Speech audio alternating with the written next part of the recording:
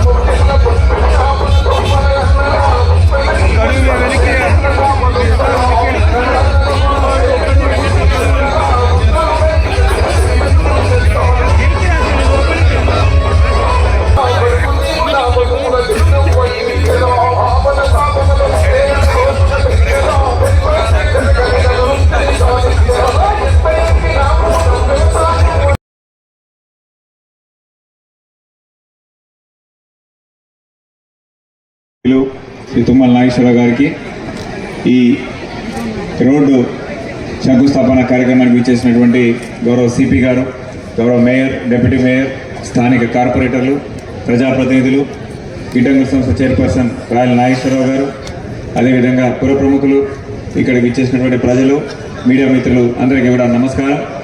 నేడు 2 కోట్ల వ్యయంతో 33, 34, 36 డివిజన్లకు సంబంధించి సీసీ రోడ్డు 2 కోట్లతో మనం ఇవాళ శంకుస్థాపన చేసుకోవడం చాలా సంతోషకరం.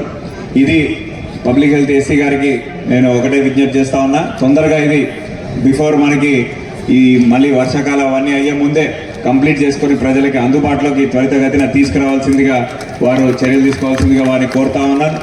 అదేవిధంగా మన ఖమ్మం చాలా అతి వేగంగా మనకి అభివృద్ధి చెందుతున్నటువంటి నగరం. హైదరాబాద్, జిహెచ్ఎంసీ తర్వాత తెలంగాణలో వేగంగా ముందుకు వెళ్తున్నటువంటి నగరం. దానికి అనుగుణంగా ప్రతి వార్డులో, ప్రతి డివిజన్లో మౌలిక వసతుల కల్పనకై కేఎంసీ ఎప్పటికప్పుడు పనిచేస్తూ ఉంది. ఇంకా గౌరవ మంత్రివర్యుల సహాయ సహకారాలతో ఇంకా అభివృద్ధి కార్యక్రమాలు చేసే విధంగా జిల్లా యంత్రాంగం పనిచేస్తుందని చెప్పి ఈ సందర్భంగా తెలియజేస్తూ సెలవు తీసుకుంటా ఉన్నాం. మన అభివృద్ధి దాత తుమ్మల నాగేశ్వరరావు గారిని మాట్లాడవలసిందిగా కోరుతున్నాను. శ్రీదేవి గారికి, ఉపేందర్ లేదు, ఓకే, భద్రం గారి మిసెస్ పేరు ఉమారాణి గారికి, పశుమర్తి రామ్మోహన్ గారికి, వేదిక మీద ఉన్నటువంటి కార్పొరేటర్లందరికీ, మేయరు, డిప్యూటీ మేయరు, రాయల్ గారు, కలెక్టర్ గారు, సిపి గారు, పార్టీ పెద్దలందరికీ. తిలక్ గారు అంటే మేము చాలా రోజులు కంటిన్యూగా ఉండబట్టి మమ్మల్ని ఎక్కడా పరిచయం చేయట్లేదని అందరికీ, అదేవిధంగా మహిళామ తల్లులు వాస్తవంగా వంట చేసే టైము వాళ్ళ భర్తలు కూడా పనికెళ్ళి వస్తారు. ఈరోజు పిల్లలకి భోజనం వండి పెట్టే టైం కూడా వదిలేసి ఈ రహదారి మీద ఉన్నటువంటి అభిమానం, కార్పొరేటర్ల మీద ఉన్నటువంటి నమ్మకం, రేవంత్ రెడ్డి గారి మీద ఉన్నటువంటి విశ్వాసానికి ఇంతమంది మహిళామ తల్లులు వచ్చి ఈ కార్యక్రమాన్ని విజయవంతం చేసినందుకు ప్రతి తల్లికి చేతులెత్తి నమస్కరిస్తున్నా. మీరు పోయిన ఎన్నికల్లో మహిళామ తల్లుల యొక్క ఓట్ల వల్లనే ఉపేంద్ర గారు వద్దని చెప్పినా కూడా మీరు హస్తం గుర్తు వేయటం వలన రేవంత్ రెడ్డి గారి ప్రభుత్వం వచ్చింది. దానివల్ల ఆ రోజు ముఖ్యమంత్రి గారు, పార్టీ చెప్పినటువంటి ప్రభుత్వం కార్యక్రమాలన్నీ కూడా సజావుగా నడపడానికి జిల్లా యంత్రాంగానికి యువకులు, ఉత్సాహవంతులు, కలెక్టర్ గారు, సిపి గారు మనకి శాంతి భద్రతలు పక్కాగా ఉంటే అభివృద్ధి కార్యక్రమాలు జరుగుతాయి. శాంతి భద్రతలు ఎవరికి విఘాతం కలిగించినా పోలీసు కఠినంగా మీరు యాక్షన్ తీసుకొని ప్రశాంతమైన నగరం కావాలని ఎన్నికల్లో అడిగారు. నేను ఎన్నికల్లో ప్రచారానికి వెళ్ళినప్పుడు నా మీద 20 కేసులు ఉన్నాయి, 30 కేసులు ఉన్నాయి, 40 కేసులు ఉన్నాయి అని చెప్పేవాళ్ళు ప్రతి డివిజన్లో. నేను పోలీస్కి ఇంతవరకు పోలీస్ స్టేషన్కి ఫోన్ చేయలే. ఈ 2 సంవత్సరాల 3-4 నెలల్లో ఒక్కసారి కూడా నేను పోలీస్ స్టేషన్కి ఫోన్ చేయలేదు. నాకు అవసరం లేదు. ఎవరు తప్పు చేసినా కూడా కఠినంగా ఉండండి, ప్రజలకి ప్రశాంతతనివ్వండి, ప్రజలు భరోసాతోటి బతకాలి, ప్రభుత్వ యంత్రాంగం మాకు రక్షణగా ఉంటుంది, మాకే అన్యాయం జరగదు అనే భరోసా పోలీస్ యంత్రాంగం ఇవ్వాలి. అదేవిధంగా అభివృద్ధి కార్యక్రమాలకి జిల్లా యంత్రాంగం తరఫున కలెక్టర్ గారు వారి సిబ్బంది మొత్తం కూడా ఏదైనా అన్యాయం జరిగితే పేదవాడికి, మధ్యతరగతి ఎవరికి జరిగినా కలెక్టర్ గారు న్యాయం చేసే బాధ్యత. నా భూమిలో ఎవరైనా ఆక్రమించుకున్నా, లేదు మీ మీద ఎవరైనా దౌర్జన్యం చేసినా, లేదు మీ ఇంట్లో ఎవరైనా దొంగలు పడ్డా అన్నీ ప్రభుత్వమే చూసుకొని ప్రజలు నిశ్చింతగా, నిర్భయంగా, ఆనందంగా బతికేటటువంటి ఖమ్మం కావాలి, పరిశుభ్రంగా ఉండే ఖమ్మం కావాలి. అందుకని నేను అన్ని రాజకీయ పార్టీలను కోరుతున్నా, ప్రశాంతంగా ఉంటే అభివృద్ధి జరుగుద్ది. అభివృద్ధి జరిగితే మన భవిష్యత్ తరాలు, మన పిల్లలు సుఖమైనటువంటి జీవితం గడపడానికి అవకాశం ఉంటుంది. మురికి కోపంలో బతికేదానికంటే, రహదారులు లేని నగరంలో ఉండేదానికంటే, మంచినీళ్ళు లేని ఈ ప్రాంతంలో ఉండేదానికంటే ప్రశాంతంగా మంచి రోడ్లు వేసుకొని, గతంలో 33,000, 4,000 ఈ పంచాయతీ ఉండేది. ఖమ్మం గ్రామ పంచాయతీ 4,000 తోటి స్టార్ట్ అయింది, మున్సిపాలిటీ అయింది, ఇప్పుడు కార్పొరేషన్ అయింది, 5-6 లక్షల మందికి జనాభాకు చేరుకుంది. ఇంతమందిని తట్టుకోవాలంటే ఆనాటి రహదారులు కానీ, ఆనాటి మౌలిక వసతులు కానీ సరిపోవు. ఇప్పుడున్నటువంటి పరిస్థితుల్లో రేపు రాబోయే కనీసం 50 సంవత్సరాలకు సరిపోను మనం మౌలిక వసతులు కల్పించాలి. నేను మొదట్లో ఎమ్మెల్యే ఇక్కడికి వచ్చినప్పుడు వారం రోజులకు ఒకసారి నీళ్ళు వచ్చాయి, తర్వాత 3 రోజులకు ఒకసారి వచ్చాయి, తర్వాత 2 రోజులకు ఒకసారి వచ్చాయి. ఇప్పుడు ప్రతిరోజు వచ్చేదానికి కొన్ని 100 కోట్ల రూపాయలు ఖర్చు పెట్టాం. ఆ రకంగా భవిష్యత్తులో మళ్ళీ 200 కోట్ల రూపాయలు మళ్ళీ శాంక్షన్ చేశాం. మంచినీళ్ళు మంచిగా ఉండాలి, పరిశుభ్రమైన నీళ్లు రావాలి, పరిసరాలు పరిశుభ్రంగా ఉండాలి, మీ రహదారులు విశాలంగా ఉండాలి, మీ పిల్లలు చదువుకోవటానికి మంచి పాఠశాలలు ఉండాలి, మీకు ఏదైనా జబ్బు చేస్తే మంచి ఆసుపత్రులు ఉండాలి. ఈ రకంగా మౌలిక వసతులు కల్పిస్తే ఖమ్మం పట్టణం తెలంగాణలో నివాసయోగ్యమైన పట్టణంగా, అందరికీ ఆమోదయోగ్యమైనటువంటి పట్టణంగా, అన్ని అవకాశాలు ఉన్న పట్టణంగా తీర్చిదిద్దాలనేది ఈ ప్రభుత్వం యొక్క కోరిక, ముఖ్యమంత్రి గారి యొక్క ఆకాంక్ష. అందుకనే విద్యా వైద్య రంగాల మీద పెద్ద ఎత్తున ఖర్చు పెడుతున్నాం, మౌలిక వసతుల మీద చేస్తున్నాం. పేదవాళ్ళకి కావాల్సిన సంక్షేమం, ఇందాక మేయరు, డిప్యూటీ మేయర్ గారు చెప్పిన కార్యక్రమాలన్నీ కార్పొరేటర్ల చేతుల మీదకి మీ ఇంటికి వచ్చి ఇవ్వమని చెప్తున్నాం. తెల్ల కార్డు లేకపోయినా లేదు, ఏ స్కీమ్ వచ్చినా, సీఎం రిలీఫ్ వచ్చినా, కళ్యాణ లక్ష్మి వచ్చినా ఆ కుటుంబం దగ్గరికి వెళ్ళి వాళ్ళ ఇంటికి, ఆ తల్లికి బిడ్డకి ఇవ్వమని చెప్పి అడుగుతున్నాం. ఎందుకంటే ప్రజాప్రతినిధులు వస్తే ఆ డివిజన్లో ఏం జరుగుతుంది మీతోటి మాట్లాడితే, మీ ఇంటికి వస్తే మీ స్థితిగతులు కూడా తెలుస్తాయి, మీ సమస్యలు ఆడకి తెలుస్తాయి. ఆ సమస్యలు పరిష్కారం చేయడానికి ఈ ప్రభుత్వం కృషి చేస్తుంది. కాబట్టి ఈ 3 డివిజన్లో ఉన్నటువంటి కార్పొరేటర్లు వెనకొచ్చారా ముందొచ్చారా అనేది కాదు, మీరు రాకపోయినా ఈ పని చేస్తుంటే, మీరు పార్టీలో రాకపోయినా కూడా శాంక్షన్ చేస్తుంటే, కాకపోతే మీరు ఇంకా దగ్గరుండి మంచిగా చేయించుకొని, క్వాలిటీకి చేయించుకొని, కలెక్టర్ గారు చెప్పినట్లుగా ప్రతి పని శాంక్షన్ చేయటమే కాదు, అది 10 కాలాల పాటు స్థిరంగా మన పిల్లలకు ఉపయోగపడేటట్టుగా పని ఉండాలి. ఈ రోడ్డు కూడా డిఎఫ్ఐడిలో 30 సంవత్సరాల క్రితం వేసాయి ఈ రోడ్డు. అప్పుడు కేవలం 30 కోట్లే తీసుకొచ్చారు గిరిధర్ గారు కలెక్టర్గా ఉన్నప్పుడు. టౌన్లో సీసీ రోడ్లన్నీ ఆ రోజున వేసాం, 30 కోట్లతో అయింది. ఇప్పుడు 300 కోట్లు తెచ్చినా కూడా ఒక మూలకు రావట్లేదు. అయినా సరే ముఖ్యమంత్రి గారు పెద్ద మనసుతోటి ఇంకా 100-150 కోట్లు అడిగాము. మీ ఎన్నికల లోపలనే అన్ని కార్యక్రమాలు, శంకుస్థాపనలు, ప్రారంభోత్సవాలు చేసుకుంటాం. మీరు అడగటమే తప్ప ఆ పని పూర్తి చేసేదానికి మీరు దగ్గరుండి చేయించుకోవాలి.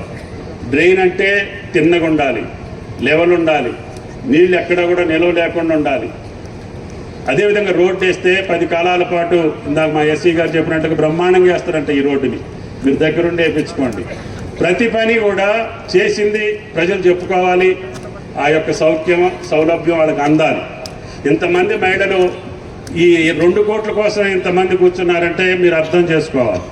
అంటే వాళ్ళకి అనునిత్యం ఆ రోడ్డు మీద పడే బాధలు కష్టాలు చూసి ఈ మంచి రోడ్డు అవుతుందని ఆశతోటి వచ్చారు. దానికి తగ్గట్టుగా అధికారులు కానీ ప్రజాప్రతినిధులు కానీ దగ్గరుండి పనిచేయించుకోవాలి. ఇప్పటికి 600 కోట్ల రూపాయల పనులు జరుగుతున్నాయి అని చెప్పి మా ఎస్సీ గారు చెప్పారు. ఇంకొక 600 కోట్లైనా సరే ఈ ప్రభుత్వంలో ఖమ్మం అభివృద్ధికి నా శాయశక్తుల ప్రయత్నం చేస్తానని చెప్పి విజ్ఞప్తి చేస్తున్నాను. ఇందాక రహదారులు కావాలని అడిగారు. 1-2 రోడ్లు అందరూ ఒప్పుకున్నారు సార్, అందరూ సంతకాలు పెట్టారు. ఈ రోడ్డు అడల్పు చేయొచ్చు, రైల్వే స్టేషన్ రోడ్డు అని డిప్యూటీ మేయరు ఇంకెవరో వచ్చి అడిగారు. అందరూ ఒప్పుకుంటే చెయ్యండి అని చెప్పిన, కానీ సగం చేసి ఇప్పుడు అవ్వట్లేదు.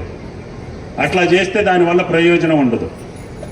అందరూ ఒప్పుకోండి, రోడ్లు ఎడల్పు చేస్తేనే మీకు అభివృద్ధి జరుగుద్ది 3 టౌన్లో. రోడ్లు ఎడల్పు లేకుండా మీరు ఎంత అభివృద్ధి చేసినా సాధ్యం కాదు. మా తెలంగాణ మేయర్ గారు పొట్టి శ్రీరాములు రోడ్డు కొట్టాలండి, తిట్టాలండి, పెట్టాలండి అన్నీ ఒప్పించామండి అని అన్నారు. కానీ మళ్ళీ లోన పెట్టారు. ఒకళ్ళిద్దరికి ఇబ్బంది ఉన్నా సరే వాళ్ళకి న్యాయం చేసి అయినా సరే రహదారి అడలుపు చేసుకుంటే వాళ్ళ బిజినెసే పెరుగుద్ది, వాళ్ళకే ఎక్కువ ఆదాయం వస్తుంది, ఆ ఖమ్మమే అందంగా ఉంటుంది. ఆ పొట్టి శ్రీరాములు రోడ్డే బ్రహ్మాండంగా తయారు చేయొచ్చు. కస్బా బజార్లో అట్లే వద్దంటే కొంత భాగం మేలు చేస్తే బ్రాండెడ్ షోరూమ్లన్నీ కస్బా బజార్కి వచ్చినాయి. ఇప్పుడు ఆ కస్బా బజార్ చూసి మాది కొట్టండి అంటున్నారు. కొడతాం, కొడితే ఏ ఒక్కళ్ళు కూడా ఆపితే కూడా దానివల్ల ప్రయోజనం ఉండదు. ఇప్పుడు ప్రకాష్ నగర్ బ్రిడ్జ్ నుంచి ఈ రోడ్డు కూడా ఒప్పుకుంటే దాన్ని కూడా 4 లైన్ చేస్తాం, 6 లైన్ చేయాలి. గతంలోనే 4 లైన్ చేసాం.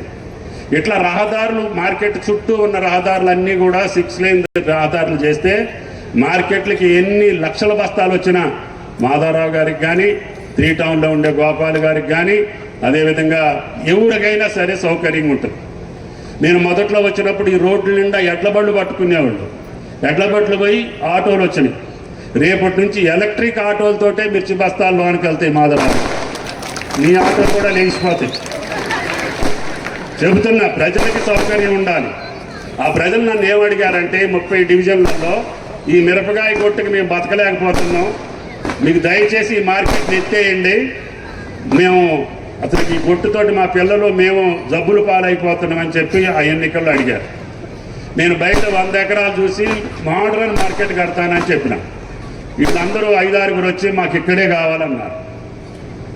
సర్లే అని చెప్పి ఇక్కడ ఉండాలంటే అది సోఫిస్టికేటెడ్ మోడర్న్ మార్కెట్ ఉంటే తప్ప ప్రజల ఆరోగ్యానికి భంగం కలగకూడదని ఇప్పుడు మోడల్ మార్కెట్ కడుతున్నాం. ఇక మీకు రేపు భవిష్యత్తులో అది మార్కెట్ ఓపెన్ అయిన తర్వాత గతంలో ఉండే బాధలు ఉండవు, గతంలో పడే ఇబ్బందులు ఉండవు.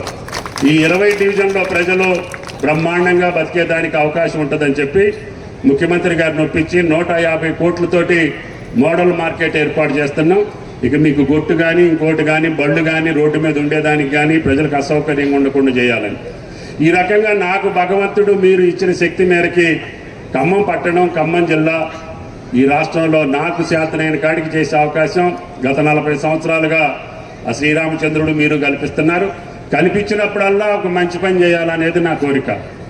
ఈ ఖమ్మం పట్టణంలో ఉన్న వాటర్ ట్యాంకులన్నీ నా ఆయాంలోనే నిర్మాణమైనవి. విద్యా సంస్థలన్నీ నా నిర్మాణంలోనే, నా ఆయాంలోనే నిర్మాణం అయినాయి. అన్ని హాస్పిటల్స్ కూడా నా చేతుల మీదుగానే ప్రారంభోత్సవాలు అయినాయి. ఏ కార్యక్రమైనా శంకుస్థాపన ప్రారంభోత్సవం చేసే అవకాశం ఈ చేతికి వచ్చింది. ఇప్పుడు అందరూ కలిసి నన్ను ఈ చేతి పార్టీలోకి తీసుకొచ్చారు. అయినా సరే ఈ చేతికి ఎంత శక్తి ఉంటే అంత ఈ ఖమ్మం పట్టణ ప్రజలకి సౌకర్యం కల్పించడానికి ప్రయత్నం చేస్తాను. ఆలస్యమైనందుకు ప్రతి తల్లి మన్నించాలని చెప్పి, క్షమించాలని చెప్పి మిమ్మల్ని అందరినీ నమస్కారం తెలియజేస్తూ ఇంకా భవిష్యత్ కార్యక్రమాలు కూడా చేసే అవకాశం ఇవ్వండి అని చెప్పి ప్రార్థిస్తూ సెలవు. Thank you.